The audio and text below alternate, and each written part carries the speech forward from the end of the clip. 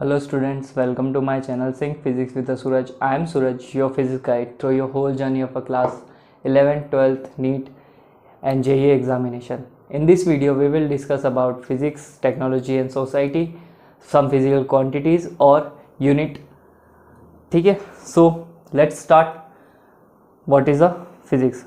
First of all, हमें physics को समझना बहुत important है. उसके बिना हम साइंस एंड टेक्नोलॉजी को और सोसाइटी के साथ में उसको कैसे रिलेट करना है वो समझ नहीं पाएंगे. तो चलो स्टार्ट करते हैं. What is a physics? ठीक है, physics is the study of nature and its laws. Since physics is the study of nature, it is real and no one has given the authority to frame the rules of a physics. Physics nature और nature से related इसके laws है. इन सभी laws को describe करने के लिए, इन सभी लॉज को क्रिएट करने के लिए, डिस्कवर करने के लिए हमें फिजिक्स की नीड होती है और इन सब को समझने के लिए भी हमें फिजिक्स की नीड होती है. और everyone knows that physics is a real thing. Okay, तो इसके रूल्स को ब्रेक करना, इसकी अथॉरिटी किसी के पास नहीं है. Even though scientist and physics they don't even break the rules of a physics. जो नेचर में है वो वैसा के वैसा ही रहेगा, एज इट इज़ ही रहेगा. ठीक है, और कोई भी ह्यूमन बींग आज तक इसके लॉज को ब्रेक नहीं कर पाया. We only discover the laws of a physics but we can not destroy the laws of physics. चलो स्टार्ट करते हैं. First of all we need to understand the definition of science. ठीक है, definition of science. Science क्या होता है? The simplest definition of a science is the search and application of a knowledge and understanding of the natural and social words through a methodical and evidence based process. Simplest definition science की ये हो जाएगी कि हम search कैसे करते हैं किसी चीज़ को, उसके एप्लीकेशन उसके यूजेस कैसे करते हैं, हम यूज़ क्या करते हैं, नॉलेज को लेकर उसको समझना, उसको यूज़ करना, उसको एप्लीकेबल करना एंड उससे चीज़ों को डेवलप करना, यही हमारा साइंस होता है. और एक इसका methodical and evidence based process होता है. आपके पास में अगर एविडेंस है किसी चीज़ को प्रूव करने के, न्यूटन ने अगर इक्वेशन दी है कि F इजिकल टू dp/dt होगा, या फिर न्यूटन ने एक इक्वेशन दी है every action has a equal and opposite reaction, तो उसके पास में उन सभी चीज़ों का क्या था? एविडेंस था. और उस एविडेंस बेस पे ही उन्होंने प्रोसेस करके न्यूटन के लॉज दिए थे, जो आज भी एप्लीकेबल है और इनके बिना पॉसिबल ही नहीं है कोई चीज़ें. Next we have a technology. Technology is the application of a scientific knowledge to the practical goals of a human existence. Human existence में प्रैक्टिकल नॉलेज और प्रैक्टिकल गोल्स को अगर हमें कुछ अचीव करना है तो हम टेक्नोलॉजी का सहारा लेते हैं. अगर हमें एक जगह से दूसरी जगह जाना है तो हम उसके लिए व्हीकल्स का यूज़ लेते हैं. आप और मैं अगर कम्युनिकेट कर पा रहे हैं तो वो एक टेक्नोलॉजी है. स्मार्टफोन जिसके थ्रू हम कम्युनिकेट कर पा रहे हैं. आप मेरी वीडियोस देख सकते हो या फिर मैं आपको कुछ भी टॉपिक समझा सकता हूँ. हम सिर्फ कुछ मिनट्स के अंदर ही एक दूसरे से कम्युनिकेट कर सकते हैं. अभी तो कुछ सेकेंड्स में ही कर सकते हैं किसी के भी साथ में कम्युनिकेशन. तो ये सारे के सारे जो चीज़ें हैं ये टेक्नोलॉजी में बहुत ही इंपॉर्टेंट होते हैं. And as it is sometimes refer to the modification and manipulation of a human environment. Human environment को भी मैनिपुलेट करना, चेंज करना या फिर उसको मॉडिफिकेशन करना, अभी जो है उन चीज़ों को डेवलप करके और नई अच्छी और एडवांस चीज़ें बनाना, ये भी क्या है? एक टेक्नोलॉजी ही है. ठीक है, next we have a society. Society क्या होती है? Society is a group of people, a group of community of individual who shares a common tradition, institution and interest. अगर हम किसी एक पर्टिकुलर कम्युनिटी का एग्जांपल लेते हैं तो उस कम्युनिटी में हमेशा एक इंटरेस्ट होता है, वो सबका कॉमन होता है, उनके ट्रेडिशंस होते हैं वो कॉमन होते हैं. We have a different kind of communities like Hindu community, Christian community, Muslim community. सबके अपने अपने ट्रेडिशन, सबके अपने अपने इंटरेस्ट है. तो उसको हम क्या बोलते हैं? एक सोसाइटी बोलते हैं. बट अगर देखा जाए as a human being we have a common society, it is called as a science. Science जो होती है सबके लिए कॉमन है, क्योंकि साइंस जो होती है वो सभी को एक साथ बाउंड करती है और इसका इंटरेस्ट, इसके रिलेटेड इंटरेस्ट तो सब में होता ही है. ठीक है, तो फिजिक्स, साइंस एंड टेक्नोलॉजी तीनों साथ में ही वर्क करती है. तो हमें वन बाय वन करके इसके सारे पॉइंट्स को पढ़ना पड़ेगा. चलो स्टार्ट करते हैं फर्स्ट पॉइंट से. First point, the connection between physics, technology and society can be seen in a many example. आप नेचर में टेक्नोलॉजी, फिजिक्स और सोसाइटी का बहुत से एग्जांपल देख सकते हो जहाँ पे तीनों की तीनों चीज़ें कनेक्टेड है. अगर हम स्मार्टफोन का ही एग्जांपल ले लेते हैं तो स्मार्टफोन में जो टेक्नोलॉजी है उसके थ्रू सोसाइटी कम्युनिकेट कर रही है और उस टेक्नोलॉजी को बनाने में हमने फिजिक्स का यूज लिया, तो तीनों एक दूसरे से रिलेटेड है. Next, among the various discipline of science the only discipline which can be regarded as being most fundamental is the physics. चाहे वो केमिस्ट्री हो, बायोलॉजी हो या फिर साइंस का कोई और फील्ड हो, सब में फिजिक्स का यूज़ होता ही है कहीं ना कहीं पे। और मैथ्स साइंस का पार्ट तो नहीं है, लेकिन मैथ्स जो है वो एक टूल है, कम्युनिकेशन टूल है जो हमारे फिजिक्स में हेल्प करता है। Maths is a language we describe the physics by which we can communicate all the things. Physics को हम समझ नहीं सकते विदाउट मैथ्स। जैसे आपकी अगर नेटिव लैंग्वेज हिंदी है, we take the example of Hindi, तो हिंदी में हम कम्युनिकेट इजीली कर सकते हैं। वैसे ही फिजिक्स में कम्युनिकेट फिजिक्स को समझने के लिए हम किसका यूज़ ले सकते हैं, मैथ्स का। तो सबके सब रिलेटेड तो एक दूसरे से है, बट सबसे बेसिक जो चीज़ है वो हमारी क्या है, फिजिक्स है, और वही फंडामेंटल है। Third point, it has played a key role in the development of all other discipline. अलग अलग डिसिप्लिन में सबका अलग अलग रोल होता है, लेकिन फिजिक्स का हर जगह कहीं ना कहीं पे रोल होता है। एग्जाम्पल लेते हैं केमिस्ट्री का। केमिस्ट्री की जितनी भी रिएक्शंस होती है वो किसी ना किसी मॉलिक्यूल्स के थ्रू होती है, और मॉलिक्यूल्स बनता है एटम्स से, और एटम्स के अंदर भी बेसिक एलिमेंट्री पार्टिकल्स होते हैं, इलेक्ट्रॉन, प्रोटॉन, न्यूट्रॉन, ये सारे के सारे बाउंडेड होते हैं फिजिक्स से। तो केमिस्ट्री भी कहीं ना कहीं पे फिजिक्स के ही वजह से वर्क करती है। अच्छा, हम अलग एग्जांपल लेते हैं, बायो का एग्जांपल लेते हैं, ठीक है। बायोलॉजी में अगर हम एग्जांपल लेते हैं एनिमल्स, प्लांट्स और ह्यूमन बींग का ले लेते हैं। Human being is also the animal, right. तो इसमें ब्लड पंप हो गया, या फिर ऑक्सीजन का ट्रांसपोर्टेशन हो गया, या फिर किसी भी चीज़ को इधर से उधर ले जाने के लिए, suppose we take the example of osmosis. जितने भी एग्जांपल है फिजिक्स के वर्ड्स, प्रेशर्स और ये सारी चीज़ें वहाँ पे आएगी कहीं ना कहीं पे। तो बायो भी एक तरह से फिजिक्स से ही कनेक्टेड है। Fourth point, physics give rise to the new technologies. बहुत इंपॉर्टेंट पॉइंट है ये। फिजिक्स नई टेक्नोलॉजी को डेवलप करती रहती है, नई टेक्नोलॉजीज को डिस्कवर करती रहती है, एंड फिजिक्स राइज भी करती है। फिजिक्स के बिना हम नई चीज़ों को डिस्कवर नहीं कर सकते, and this thing discovered by the physics. Fourth point, thermodynamic instructions came from the need to understand and improve the performance of the thermal engines। Daily life के जितने भी मोटर्स और इंजन है, इन सब का जो डेवलपमेंट होता है वो थर्मोडायनेमिक के कॉन्सेप्ट्स पे होता है, थर्मोडायनेमिक्स के रूल्स पे होता है। Thermodynamic is the part of a physics. इसको भी हम आगे पढ़ेंगे, बट ये समझ लीजिए कि थर्मल इंजन्स और मोटर्स को बनाने के लिए थर्मोडायनेमिक का बहुत ही इंपॉर्टेंट रोल होता है। Next point, a very important area of a physics that has and will contribute to the development of energy resources। Energy resources, चाहे सोलर एनर्जी हो, विंड एनर्जी हो, वाटर एनर्जी हो, nuclear energy हो, कितनी भी energy हो, इन सब के डेवलपमेंट और इन सब से रिलेटेड थिंग्स को बूस्ट करने के लिए, चेंज करने के लिए हमें फिजिक्स की हेल्प लेनी ही पड़ती है। बिना इनके इन एनर्जी रिसोर्सेज को हम डेवलप नहीं कर सकते properly. Another important example of the physics that causes tech is a silicon chip that revolutionized computers over the last 3 decades of the 20th century। 20th century के पिछले 30 सालों को देखा जाए तो कम्युनिकेशन से रिलेटेड चीज़ें बहुत ज़्यादा डेवलप हुई है। हम टीवी का एग्जांपल ले सकते हैं, टच स्क्रीन्स की बात कर सकते हैं, हम मोबाइल फ़ोन्स की बात कर सकते हैं, हम लैपटॉप्स की, किसी की भी बात करो, जहाँ पे कम्युनिकेशन की बात आएगी वहाँ सिलिकॉन चिप्स का बहुत इंपॉर्टेंट रोल होता है, और सिलिकॉन चिप्स को डेवलप करने में physics plays a key role. Okay, और ये सब कुछ लास्ट 30 साल में ही हुआ है। Next point, as an example of this is the latest wireless communication technology that follows the discovery of the basic laws of electricity and magnetism is 19th century. Communication में भी काफ़ी इंपॉर्टेंट रोल प्ले किया है physics में। जैसे कि हम satellite की ही बात कर लेते हैं, तो सैटेलाइट को डेवलपमेंट करने के लिए तो फिजिक्स के रूल्स वगैरह, उसको कैसे स्पेस में पहुंचा है उसके लिए भी फिजिक्स। हम अगर टेक्नोलॉजी, कम्युनिकेशन टेक्नोलॉजी की बात करें तो एक जगह से दूसरी जगह पे अगर हम नेटवर्क्स की बात कर रहे हैं, नेटवर्क्स को पहुंचाने के लिए वेव्स और ये सारी की सारे कम्युनिकेशन थिंग्स सब के सब फिजिक्स से ही रिलेटेड है। And basic laws like electricity and magnetism in 19th century, इनको डेवलप करने के लिए भी फिजिक्स का काफ़ी की रोल था। अभी हम इलेक्ट्रिसिटी की ही बात कर लेते हैं, तो उसके लिए भी फिजिक्स ने एक अच्छा रोल प्ले किया है। Next point, the use of the physics is not always easy to predict. Physics के यूजेस को कभी भी प्रेडिक्ट नहीं कर सकते, आप कभी भी कोई भी नई डिस्कवरी कर सकते हो, और साथ साथ में हम इन डिस्कवरीज से रिलेटेड नए टेक्नोलॉजीज को भी बना सकते हैं। अगर हमने कुछ नया डिस्कवर किया तो उससे नई टेक्नोलॉजी डेवलप होगी, right. We have a last point,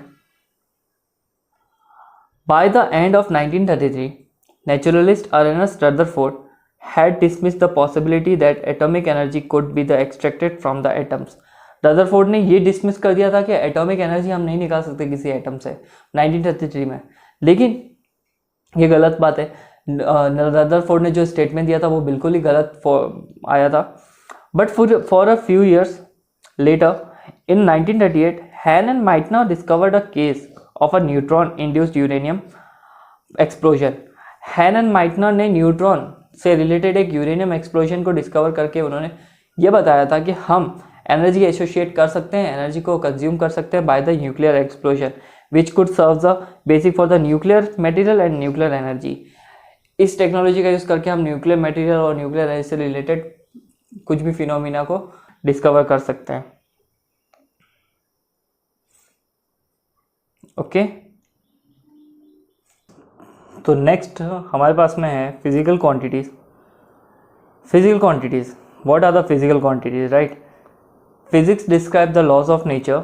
this description is quantitative and involves measurement and comparison of physical quantities.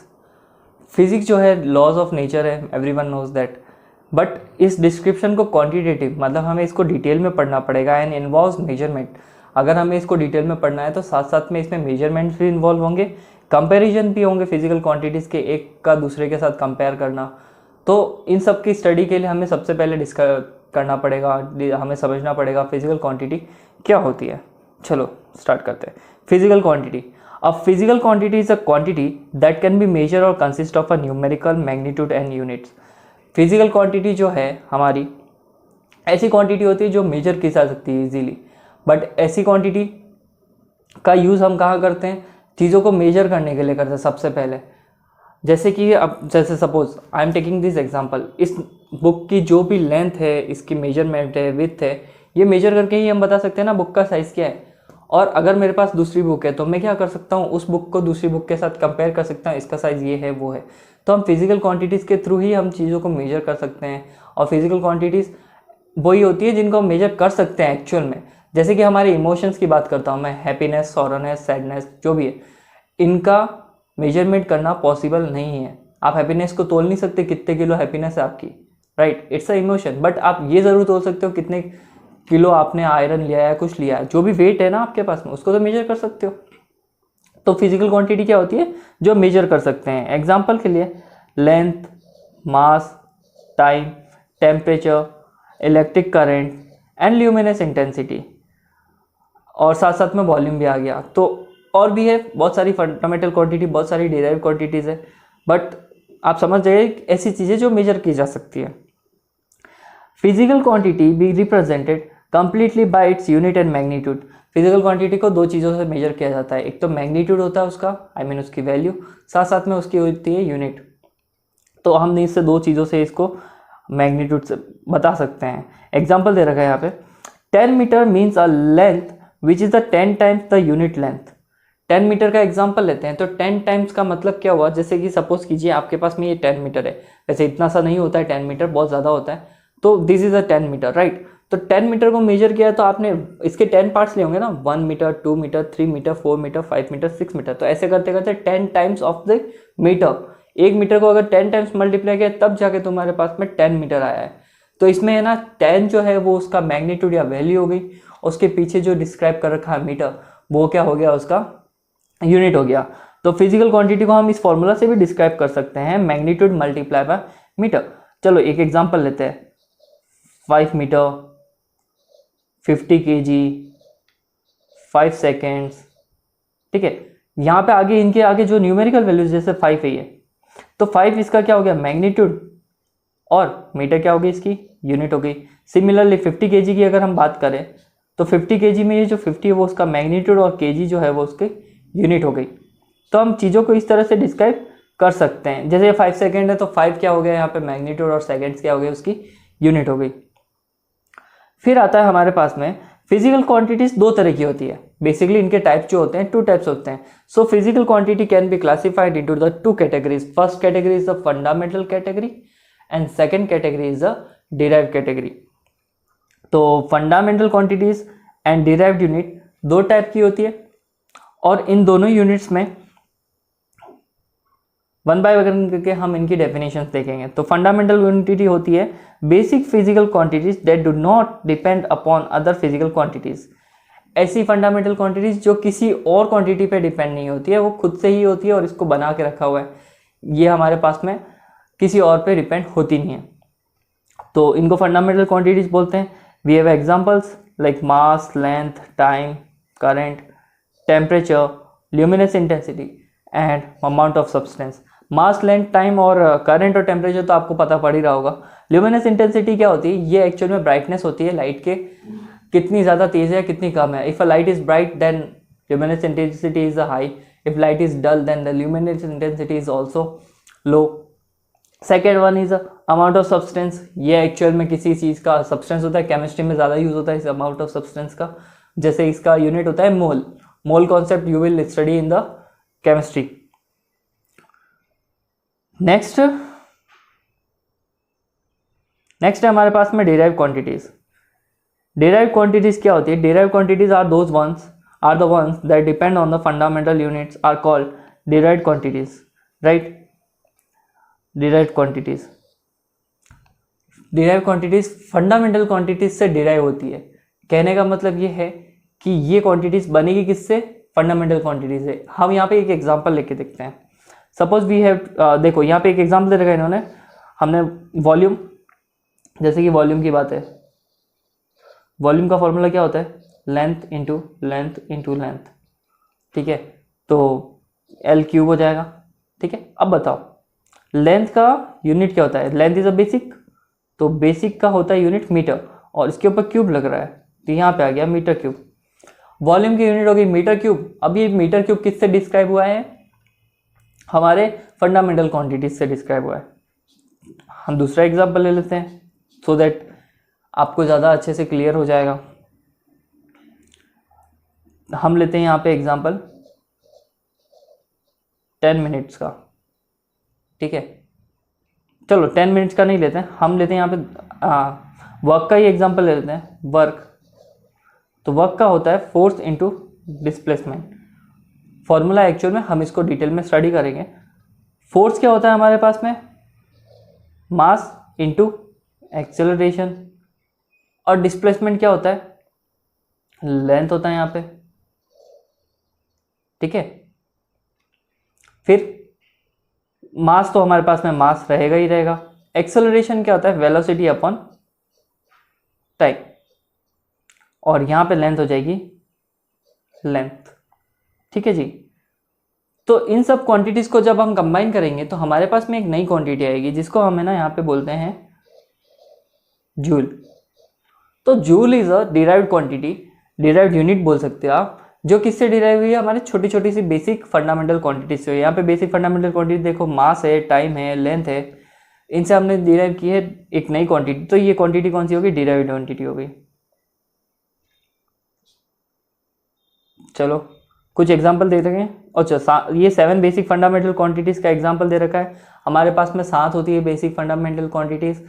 इनका साथ साथ में यूनिट भी दे रखा है और साथ में डायमेंशन भी दे रखे हैं। डायमेंशन हम आगे पढ़ेंगे, बट अभी आप यहाँ पे समझ लीजिए कि ये 7 फंडामेंटल क्वांटिटीज होती है। Mass, length, time, electric current, temperature, luminous intensity and amount of substance, ठीक है? मास जो होता है उसकी यूनिट हो जाएगी किलोग्राम, फिर मीटर है हमारे पास में, फिर सेकेंड, एम्पियर। सिमिलरली इनके डायमेंशन दे रखे, capital M, L, T, I। By the way thermodynamic temperature का डायमेंशन K भी होता है और साथ साथ में थीटा भी होता है। थीटा से भी आप डायमेंशन शो कर सकते हो। ल्यूमिनस इंटेंसिटी कैंडेला हो गया, मोल हो गया। तो ये 7 बेसिक फंडामेंटल क्वांटिटीज आपको याद करनी है, क्योंकि हम इन 7 बेसिक फंडामेंटल क्वांटिटीज से ही हम नए डिराइव क्वांटिटीज बनाएंगे। Next we have a topic units. Units क्या होती है? The standard measure of each kind of physical quantity is called unit. Unit वो होती है जो क्या होती है? स्टैंडर्ड मेजरमेंट देती है और हम उसके पीछे उसका लगाते हैं। जैसे टाइम मेजर किया तो टाइम के पीछे सेकंड लग जाएगा, लेंथ मेजर किए तो उसके पीछे क्या लग जाएगा? मीटर लग जाएगा। हमने अगर वेट मेजर किया है तो उसके पीछे कुछ और लग जाएगा, किलोग्राम, ठीक है? तो हर एक चीज़ के पीछे अगर हम कुछ मेजर करते हैं तो यूनिट्स लगाते हैं। सिस्टम ऑफ यूनिट्स, इन यूनिट्स को भी एक तरह से सिस्टम ऑफ यूनिट ने डिस्क्राइब कर रखा है। इन 1971 CGPM कॉन्फ्रेंस जनरल डिप्लॉयज एट मेजर, इन्होंने क्या किया था, held its meeting and decided a system of unit which is known as the international system of units.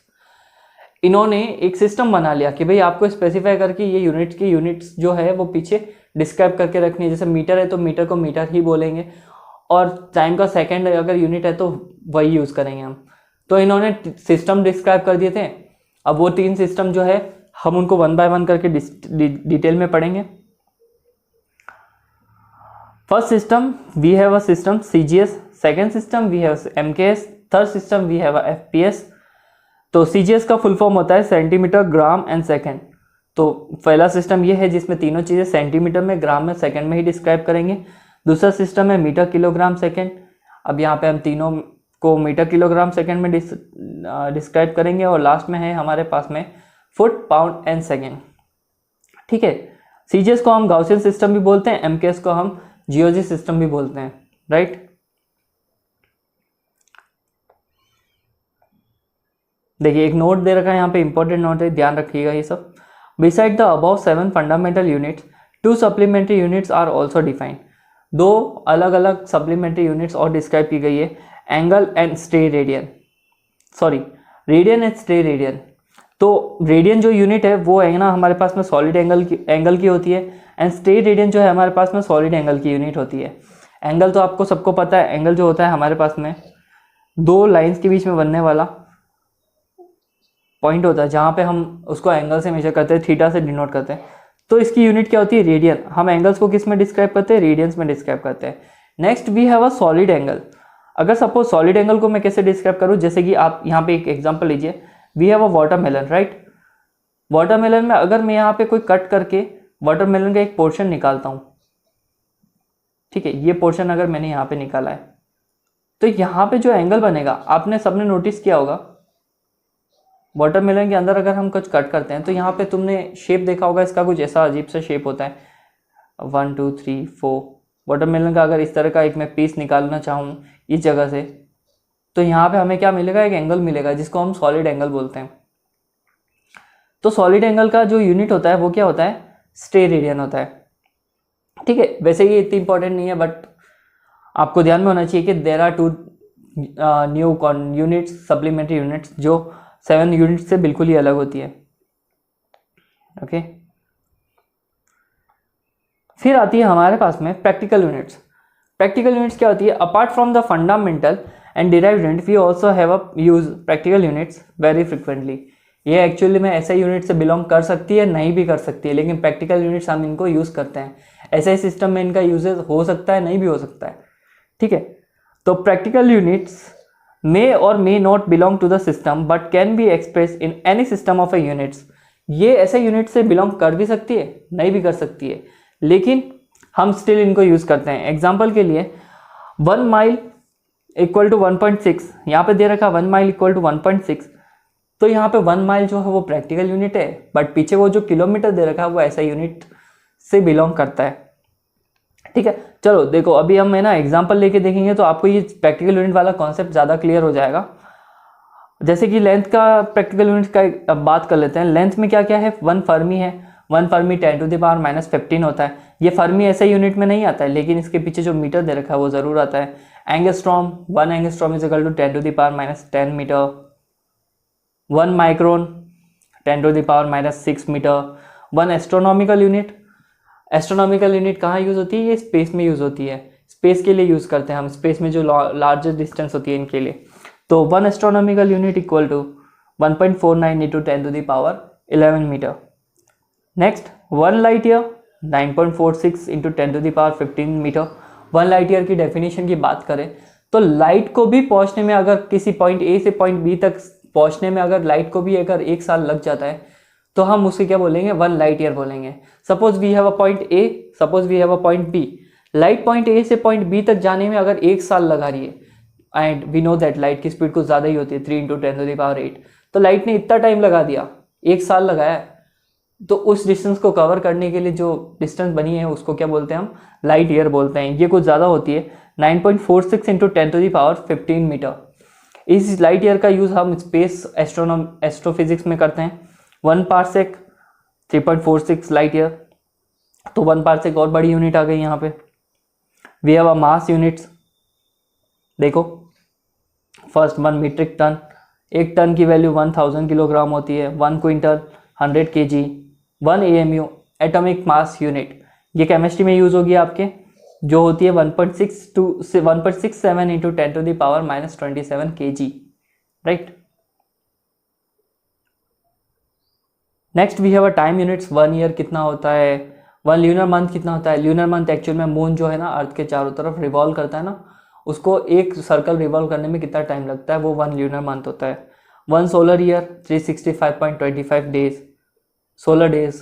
तो ये कुछ यूनिट्स है जो हम क्या करते हैं, यूज़ करते हैं डेली लाइफ में, लेकिन ये ऐसा यूनिट से बिलोंग कर भी सकती है, नहीं भी कर सकती है, ठीक है।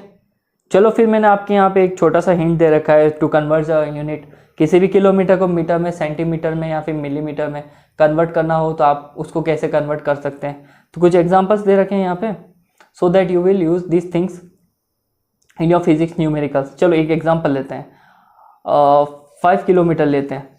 अब 5 किलोमीटर को कन्वर्ट करना है मीटर में, ठीक है। तो यहाँ पे क्लियरली लिखा है किलोमीटर को मीटर कन्वर्ट करना है, तो क्या करेंगे हम, इसको 1000 से मल्टीप्लाई कर लेंगे, ठीक है। तो 5 मल्टीप्लाई बाय 1000, तो कितना आ जाएगा 5000 मीटर। तो कन्वर्जन करना बहुत ईजी है इस ट्रिक के अकॉर्डिंग। चलो एक और चीज़ करते हैं, चलो 25 सेंटीमीटर का एक एग्जांपल दे रखा है। अब इसको कन्वर्ट करना है तुम्हें 25 centimetre, okay, convert it into metre. तो ये क्या हो जाएगा 25 अपॉन 100, क्योंकि सेंटीमीटर को मीटर में कन्वर्ट करना है तो हमें डिवाइड लगाना पड़ेगा, यहाँ पे क्लियरली दे रखा है। तो ये हो जाएगा 0.25 मीटर। हम लेते हैं दूसरा एग्जांपल, किसी चीज़ को मिलीमीटर में कन्वर्ट करना है, ओके। एक एग्जांपल लेते हैं, 10 सेंटीमीटर को किस में कन्वर्ट करना है, मिलीमीटर में कन्वर्ट करना है। तो 10 अब मिलीमीटर में कन्वर्ट करना है तो ऑब्वियस ही बात है 10 से मल्टीप्लाई करना पड़ेगा, तो 10 इंटू 10 100 मिलीमीटर। आया समझ में। तो ऐसे करके हम क्या कर सकते हैं, चीज़ों को कन्वर्ट कर सकते हैं।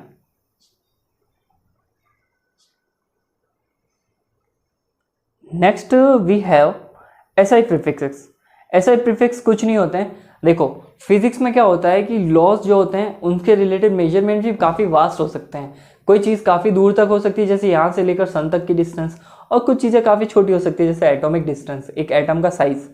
तो इन सब के लिए है ना हमने एक रेंज बना रखी है, so that we can easily classify this things, like ये बड़ी चीज़ है या फिर एक छोटी चीज़ है। तो इसके लिए एसआई प्रीफिक्स का यूज़ करते हैं। The magnitude of a physical quantity very over a wide range. A metric prefix or SI prefix is a unit prefix that precedes a basic unit of a measure to indicate a decadic multiplication or fraction of a unit. ये actual में wide range होता है, तो matric और SI prefix को हम क्या कर सकते हैं, इसके पीछे लगा के हम इस वाइड रेंज को इजीली समझ सकते हैं। देखो यहाँ पे इस टेबल में बहुत सारे दे रखे हैं, जैसे कि 10 टू द पावर 1 को हम डेका बोलते हैं, 10 टू द पावर 2 को हेक्टर बोलते हैं, 10 टू द पावर 3 को किलो बोलते हैं। अगर हम इधर माइनस में लेके जाएं तो 10 टू द, जैसे डेसी है, ये सेंटी में दे रखा है, ये दे रखा है, मिली में दे रखा है। एक एग्जांपल से समझते हैं इसको, जैसे कि 1 किलोमीटर है, तो 1 किलोमीटर क्या होता है 1000 मीटर। अच्छा, अब मैं इसको 10 टू द पावर 3 में, अगर 10 टू द पावर 3 में लिखना चाहूँ तो ये कुछ इस तरह से हो जाएगा, ठीक है, 10 टू द पावर 3। अब बताओ 10 टू द पावर 3 क्या है हमारा, 10 टू द पावर 3 क्या है, किलोमीटर है। इसी वजह से इस 10 टू द पावर 3 की जगह पे हम क्या लिख सकते हैं, के। दैट्स वाई 1 किलोमीटर को इस तरह से लिखा जाता है 1 किलोमीटर, बाकी एक्चुअल में वो 1000 मीटर होता है, ठीक है। चलो एक अदर एग्जांपल लेते हैं हम, 10 सेंटीमीटर, ओके। अब 10 सेंटीमीटर को हम क्या लिख सकते हैं, 10 टू द पावर -2 मीटर लग सकते हैं, क्योंकि सेंटी जो वर्ड है वो किसको शो कर रहा है, 10 टू द पावर -2 को। तो आपको ये SI प्रीफिक्सेस याद करने पड़ेंगे, ये आगे आपके न्यूमेरिकल में बहुत ही हेल्पफुल रहने वाले हैं। सो प्लीज़ इनको अच्छे से याद कर लेना। अब इस तरफ अगर देखा जाए तो आप यहाँ तक याद कर सकते हो, पेटा तक, deca, hecto, kilo, mega, giga, tera and peta. यहाँ तक पेटा तक याद कर लो, चल जाएगा। और इधर यहाँ पे आप फेम्टो तक याद कर लो, आपका काम हो जाएगा। इससे ज़्यादा याद करने की भी ज़रूरत नहीं है, ठीक है। चलो आज के वीडियो में इतना ही। Thank you for being a part of it. आप हमारे चैनल पे आए हो, आपने इतना टाइम देके आपने वीडियो देखी, so thank you for being.